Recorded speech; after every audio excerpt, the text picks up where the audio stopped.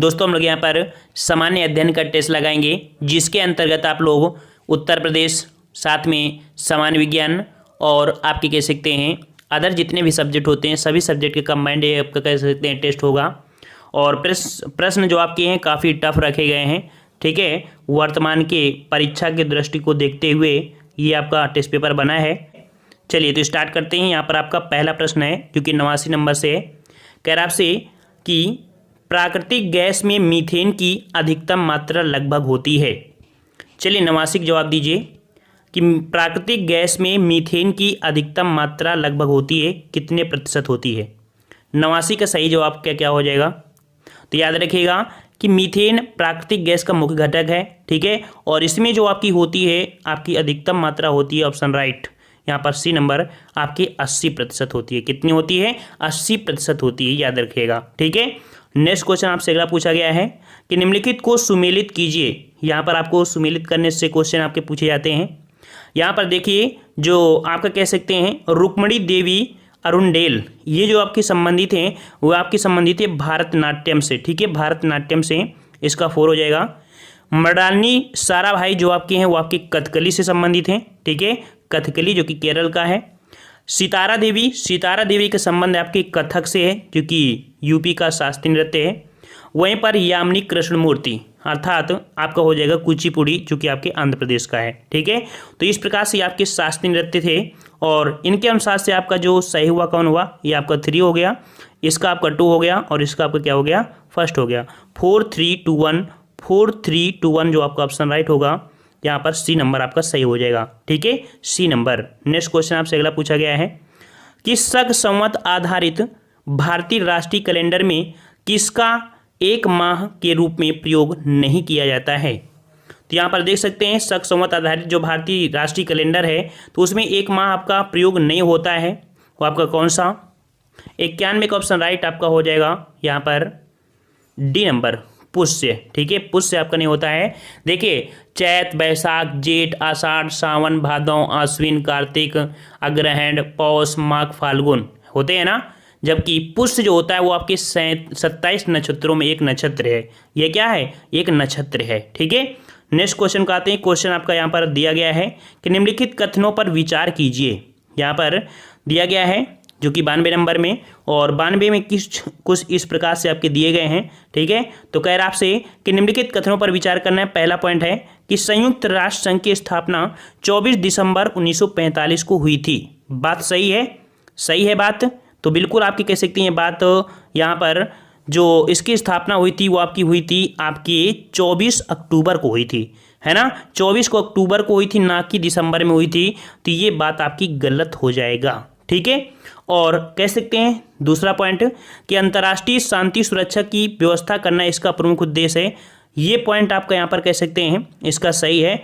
और तीसरा है कि इसका मुख्यालय आपके न्यूयॉर्क शहर यूएसए के मैनहट्टन टापू पर बना है।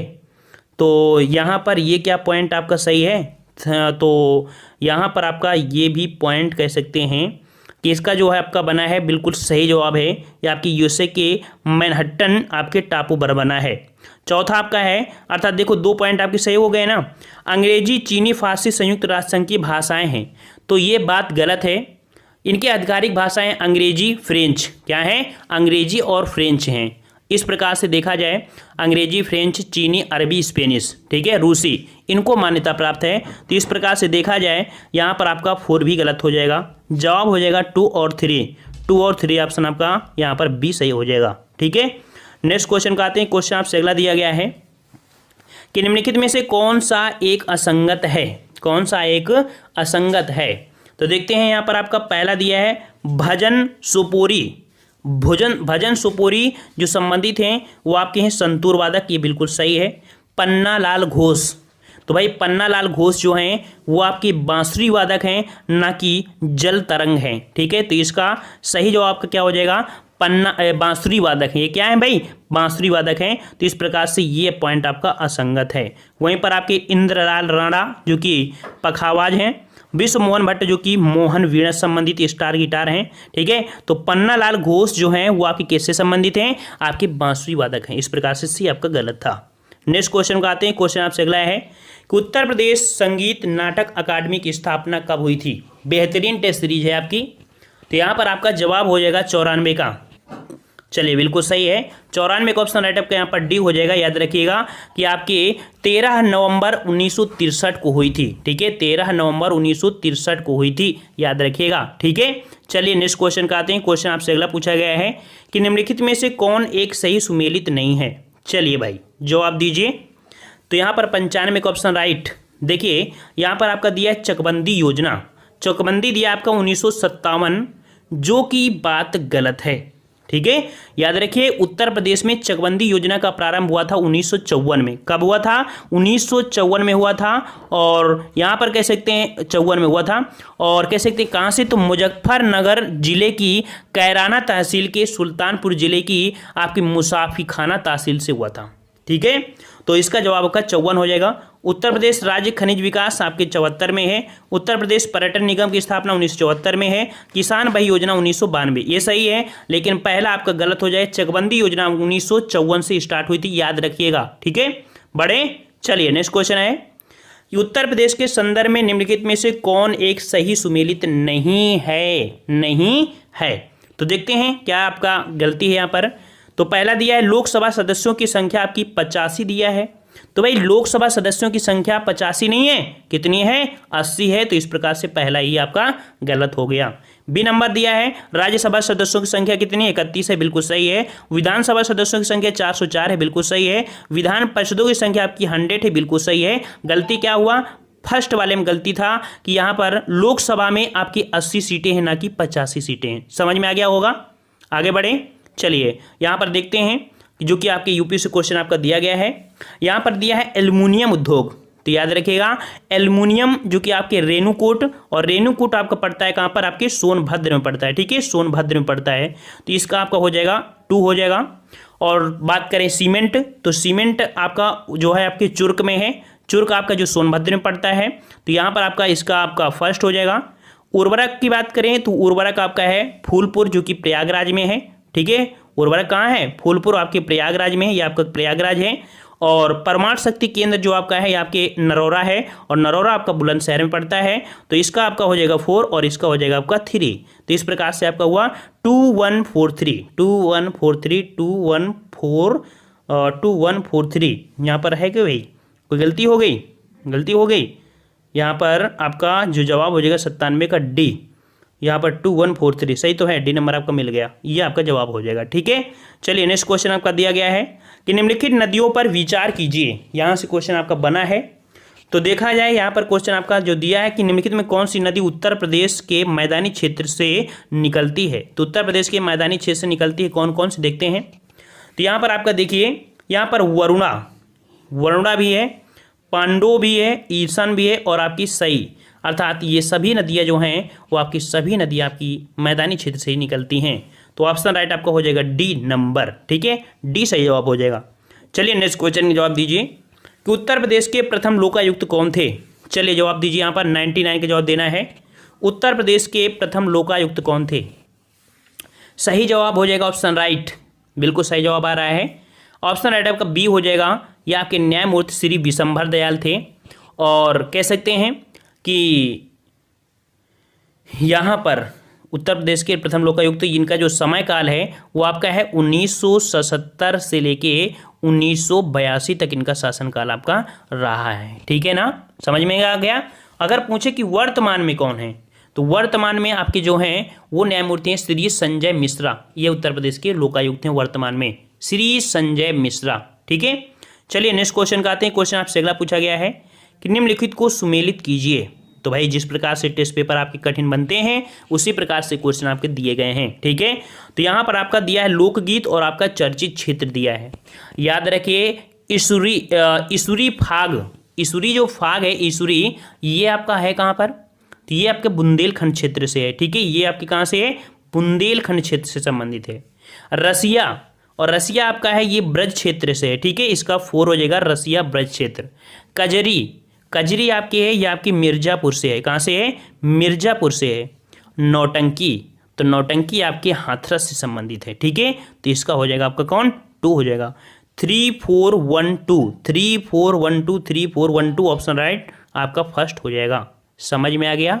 चलिए नेक्स्ट क्वेश्चन का आते हैं। क्वेश्चन आपसे अगला है कि बजहर पर्व किस जनजाति द्वारा मनाया जाता है। बजहर पर्व किस जनजाति द्वारा मनाया जाता है। याद रखिएगा, जीएस पढ़ते रहिए, करंट पढ़ते रहिए, नहीं बाद में पछताएंगे और दोष देंगे चैनल वालों को। चैनल वाले तो अपनी जी जान लगा देते हैं, पूरी मेहनत कर देते हैं, लेकिन जब आप लोग जीएस नहीं देखते हैं तो चैनल वाले डालना बंद कर देते हैं और फिर इजी क्वेश्चन लेके आते हैं ताकि आप लोग देखने लगें और आपका मन लगने लगे। आप लोग मन के लिए नहीं पढ़ते, ठीक है। आप लोग मन के लिए मत पढ़िए, आप जॉब के लिए पढ़िए। और जॉब के लिए अगर पढ़ेंगे तो आपको सरल प्रश्न और कठिन प्रश्न दोनों पढ़ना पड़ेगा, जीएस में मन लगाना पड़ेगा, ठीक है। तो यहाँ पर आपका दिया है बजहर पर्व किस जनजाति द्वारा मनाया जाता है, तो 101 का ऑप्शन राइट यहाँ पर हो जाएगा। ऑप्शन राइट सी नंबर, ये आपके थारू जनजाति द्वारा। याद रखिए, बजहर नामक पर्व है वो आपके थारू जनजाति द्वारा है। और आपको पता है कि थारू जनजाति उत्तर प्रदेश में पाई जाती है। कहाँ पर, तो गोरखपुर के तराई भाग में निवास करती है। नेक्स्ट क्वेश्चन है आपका कि नवनिर्मित आगरा लखनऊ ग्रीनफील्ड एक्सप्रेसवे निम्नलिखित में से किस जिले से होकर नहीं गुजरता है। तो यहाँ पर आपका जो जवाब है सही क्या हो जाएगा, आगरा लखनऊ ग्रीनफील्ड एक्सप्रेसवे ये आपके कहाँ से होकर नहीं गुजरता। यहाँ पर 102 का ऑप्शन राइट आपका क्या हो जाएगा। तो देखो, आपको पता होना चाहिए कि कहाँ से गुजरता है। आगरा, फिरोजाबाद, मैनपुरी, इटावा, औरैया, कन्नौज, कानपुर नगर, हरदोई, उन्नाव और लखनऊ, ठीक है। ये 6 लेन वाले इस प्रकार से देखा जाए तो 302 किलोमीटर की लंबाई है। और यहाँ पर जो आपका जवाब हो जाएगा ऑप्शन सी, ये आपके बाराबंकी से होकर नहीं गुजरता है, ठीक है। नेक्स्ट क्वेश्चन का आते हैं। क्वेश्चन आपसे अगला है कि केवल ब्लैक बग अर्थात काला हिरण को समर्पित भारत का पहला आरक्षित क्षेत्र किस जिले में स्थित है। तो केवल ब्लैक बग अर्थात काला हिरण को समर्पित भारत का पहला आरक्षित क्षेत्र जो आपका है वो आपका कौन, 103 का ऑप्शन राइट आपका डी आपका ये है प्रयागराज। याद रखिएगा क्या है आपका, तो यहाँ पर आपका डी नंबर हो जाएगा प्रयागराज है, ठीक है। और प्रयागराज में कहाँ, तो मेजावन में, ठीक है। चलिए यहाँ पर कह सकते हैं ये भारत का पहला आरक्षित क्षेत्र आपका है, ठीक है। नेक्स्ट क्वेश्चन आपका दिया है कि आर्थिक समीक्षा 2018-19 के अनुसार वर्ष 2017-18 में भारत की सकल घरेलू बचत दर कितनी थी। तो यहाँ पर देख सकते हैं 2018-19 के अनुसार जो आपके 2017-18 की पूछी गई है आपकी सकल घरेलू बचत अर्थात जीडीपी। तो जीडीपी का कितने परसेंट आपकी है, तो यहाँ पर देख सकते हैं 104 का ऑप्शन फर्स्ट हो जाएगा। जीडीपी का 30.5%, ठीक है। और यहाँ पर नेक्स्ट क्वेश्चन को आते हैं। क्वेश्चन आपसे अगला है कि आर्थिक समीक्षा 2018 अनुसार 2017-18 में भारत में सकल बचत में आर्थिक हिस्सा क्या है। तो सकल बचत में जो आर्थिक हिस्सा है वो आपका है सी नंबर, निजी कॉर्पोरेट क्षेत्र का आपका हिस्सा कह सकते हैं ज़्यादा आपका है, ठीक है। नेक्स्ट क्वेश्चन आपसे अगला है कि मानव पूंजी में बढ़ता हुआ विनियोग निम्न से किसे अग्रसारित करता है। तो मानव पूंजी में बढ़ता हुआ जो आपका विनियोग है यह अग्रसारित करता है आपकी ऑप्शन राइट। यहाँ पर देखते हैं कुशलता में विकास, उत्पादकता में वृद्धि। यहाँ पर डी नंबर आपका सही जवाब हो जाएगा। सभी का आपका यहाँ पर कह सकते हैं मानव पूंजी में बढ़ता हुआ विनियोग अग्रसित करता है सभी में, ठीक है। नेक्स्ट क्वेश्चन है यहाँ पर समावेशी समृद्धि के लिए क्या आवश्यक है। यहाँ से क्वेश्चन आपका हमेशा भी बनता है, समावेशी सूचकांक से पूछ लेता है और अभी यह क्वेश्चन आपका पीसीएस में पूछा भी गया था। तो समावेशी समृद्धि के लिए क्या आवश्यक है, तो याद रखिएगा समावेशी के लिए आपका जो है वो आपकी सभी चीज़ें आवश्यक हैं, अर्थात कृषि का पुनरुद्धार करना चाहिए, शिक्षा एवं स्वास्थ्य सामाजिक सेवाओं की आधिकारिक उपलब्धता होनी चाहिए, अधोसंरचनात्मक सुविधाओं का विकास भी होना चाहिए। अर्थात ये सभी पॉइंट आपके समावेशी समृद्धि के लिए आवश्यक है, ठीक है। नेक्स्ट क्वेश्चन आपका दिया गया है कि कृषि मंत्रालय की वार्षिक रिपोर्ट 2017-18 के अनुसार भारत में फसलों की बुआई के अंतर्गत शुद्ध क्षेत्रफल लगभग कितना है। तो 2017-18 के अनुसार जो आपकी भारत में फसलों की बुआई के अंतर्गत है तो शुद्ध क्षेत्रफल जो आपका हो जाएगा कितना हो जाएगा, 108 का ऑप्शन राइट आपका यहाँ पर बनेगा आपका ए नंबर, 114.1 मिलियन हेक्टेयर है, ये बुआई के अंतर्गत आपका आता है, ठीक है। चलिए नेक्स्ट क्वेश्चन आपका अगला है कि आर्थिक समीक्षा 2018-19 के अनुसार वर्ष 2017-18 में निम्नलिखित में से कौन सा कृषि उत्पाद अपने निर्यात से देश में सर्वाधिक विदेशी मुद्रा का अर्जन किया है। तो याद रखिएगा कि अपने निर्यात निर्यात किया है, किस चीज़ का निर्यात किया है जिसमें विदेशी मुद्रा आपकी अर्जित हुई है। तो यहाँ पर देख सकते हैं 109 का ऑप्शन राइट आपका हो जाएगा यहाँ पर बी नंबर, ठीक है, चावल है। ठीक है भाई, चावल है, जो कि कह सकते हैं 2017-18 में आपकी कह सकते हैं $7,806 मिलियन आपकी किया था, और यही आपके 2018-19 में जो हो गई है वो $7,753 मिलियन की डॉलर आपका इकट्ठा किया है। ठीक है, तो कहना कह सकते हैं कि थोड़ा सा परिवर्तन आपका आया है इस बार को। ठीक है, अगला है सूची फर्स्ट को सूची सेकंड से सुमेलित करिए। यहाँ पर दिया है कार्यक्रम और दूसरा दिया है शुरू करने का वर्ष। ठीक है, तो यहाँ पर आपका 110 का जो जवाब हो जाएगा क्या हो जाएगा, तो देखते हैं यहाँ पर आपका जवाब जो आपका है वो आपका किस प्रकार से दिए गए हैं। अच्छा, कूट के हिसाब से दिया है तो कूट के हिसाब से यहाँ पर करना पड़ेगा, अर्थात यहाँ पर जो आपकी ये थी यहाँ पर ऐसे थोड़ा कर लेते हैं ताकि आपको समझा सके। यहाँ पर जो आपकी है स्वर्ण जयंती ग्राम स्वराजगार योजना है, तो ये आपकी थी आपकी कब 1999 से। ठीक है, कब से 1999 से। जो आपकी है स्वर्ण जयंती शहरी रोजगार योजना, ये आपकी थी कब से, तो ये आपकी थी आपके फर्स्ट से। ठीक है, जो आपकी है ट्राइसेम योजना जो आपकी है वो आपकी 1997 से, और द्वाकरा जो आपकी है वो आपकी यहाँ पर हो जाएगा 2, है ना। इसका आपका सी नंबर आपका सही है भाई, इस प्रकार से समझिए, यहाँ पर थर्ड नंबर आपका यहाँ पर सही हो जाएगा। ठीक है, और नेक्स्ट क्वेश्चन का आते हैं, कह रहा है आपसे मनरेगा के संबंध में जो असत्य है उस पर आपको फोकस करना है, जो गलत है वो पूछा है। ठीक है, कह रहा है आपसे यहाँ पर देखते हैं किस प्रकार से, हाँ इस प्रकार से क्वेश्चन है। यहाँ पर दिया है कि इस कानून में अनुमोदित कार्यों के प्रकार का उल्लेख है। अच्छा, सही है। दूसरा, सरकार के अन्य कार्यक्रमों की भांति इस कार्यक्रम में भी पारदर्शिता एवं जवाबदेही संभव है।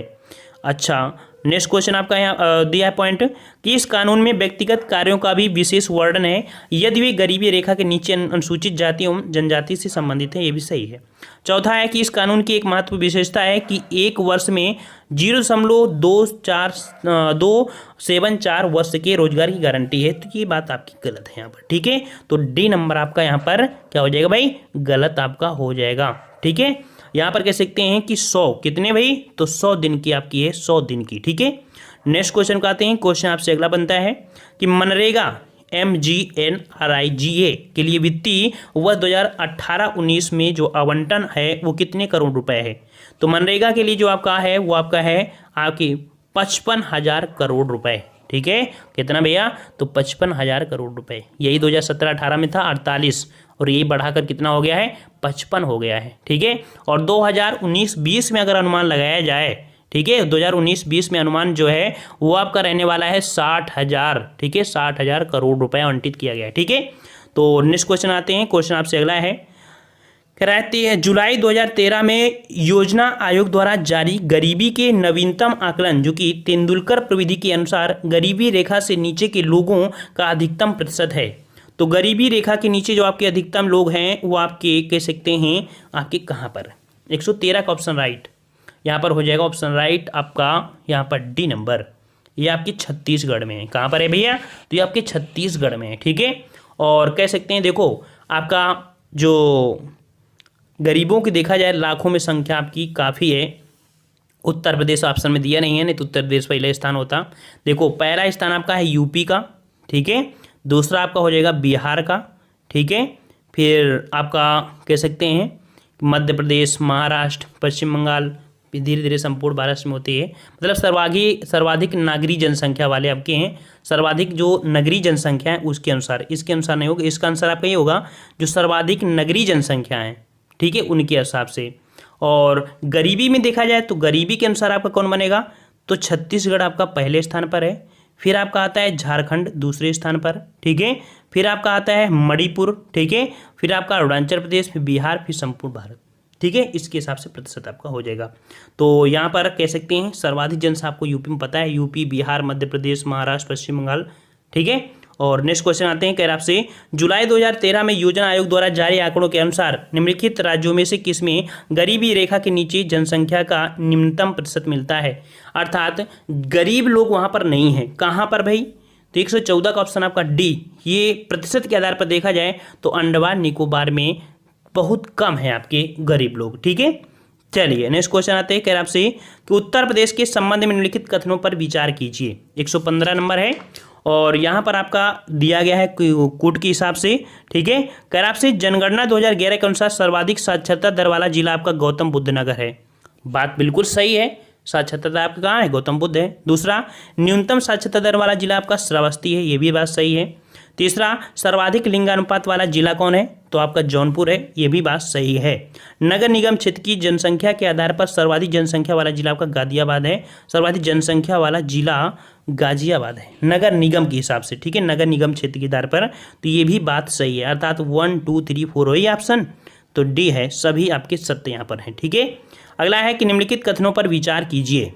यहाँ पर 116 नंबर है कि निम्नलिखित कथनों पर विचार कीजिए। कह रहा आपसे पहला पॉइंट कि भारत में जनसंख्या का ग्रामीण से शहरी प्रवजन सर्वाधिक है। भारत में जनसंख्या का ग्रामीण से शहरी प्रवजन है, ठीक है। ग्रामीण से ग्रामीण प्रवजन मुख्यतः महिला प्रवजन है। अच्छा, यहाँ पर कह सकते हैं कि जनसंख्या का एक स्थान से दूसरे स्थान पर जाना ही प्रवजन कहलाता है। अब तो आपको समझ में आ गया, प्रवजन और प्रवजन दो प्रकार के होते हैं, स्थायी और आपके अस्थायी, ठीक है। तो इसका आपका जो दिया है ए नंबर, ए आर और दोनों सही हैं। आर एक ही सही व्याख्या करता है, तो थोड़ा सा डाउट लग रहा है। आर ए और आर दोनों सही हैं, आर एक की सही व्याख्या नहीं करता है, तो इसका जवाब आपका बी हो जाएगा। मतलब कि ये तो है लेकिन ये महिलाओं के ऊपर डिपेंड नहीं हो रहा है, ठीक है। तो महिलाएं ज़्यादा नहीं जाती हैं औरत वगैरह जाते हैं, सॉरी मतलब मनुष्य लोग जाते हैं, जो कह सकते हैं मनुष्य, सॉरी मतलब जो मैन होते हैं, आदमी होते हैं, तो आदमी क्या होते हैं, कमाने के उद्देश्य से जाते हैं बाहर, है ना, तो वो लोग जो जाते हैं वो मनुष्य जाते हैं, मतलब कह सकते हैं आदमी जाते हैं, महिलाएं नहीं जाती हैं, है ना। तो यह बी आर वाला एक ही व्याख्या नहीं कर रहा है, तो इसका बी जवाब आपका हो जाएगा, ठीक है।